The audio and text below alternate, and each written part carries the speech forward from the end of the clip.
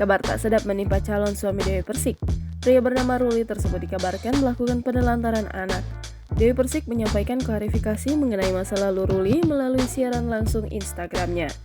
Menurut Dewi Persik, aksi warganet memojokkan Ruli merupakan pembunuhan karakter.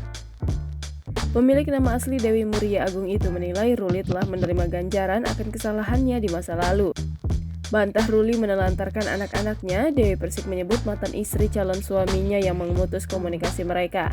Wanita yang akrab disapa DP ini meminta publik untuk berhenti memojokkan calon suaminya. Kalau ibunya sendiri tidak menginginkan anaknya untuk dijenguk bapaknya, coba gimana dong?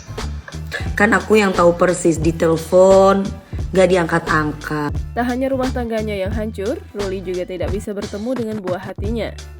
DP berharap publik bisa memposisikan diri sebagai Ruli dan berhenti menghujat calon suaminya tersebut.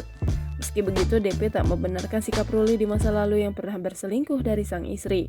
DP sebagai seorang wanita juga akan melakukan hal yang sama jika nasib buruk tersebut menimpa dirinya. DP juga membongkar masa lalu Ruli dengan mantan istri keduanya. Mantan istri Saipul Jamil itu menceritakan jika rumah tangga Ruli dengan istri kedua hanya berlangsung selama 5 bulan. Lantaran kala itu tengah dalam masa pandemi COVID-19 dan Ruli tidak memiliki penghasilan. Mirisnya lagi, sang mantan istri kedua tersebut pergi dalam kondisi hamil.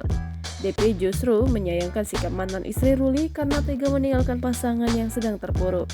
Pasalnya seorang istri yang seharusnya bisa menemani suami dalam kondisi apapun, saat kaya maupun miskin serta kala sehat maupun sakit.